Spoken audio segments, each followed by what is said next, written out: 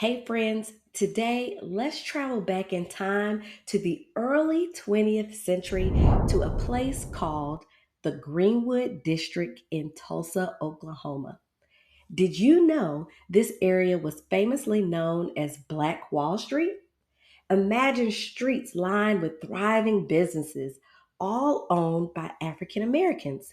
It was a beacon of prosperity and a shining example of community wealth building.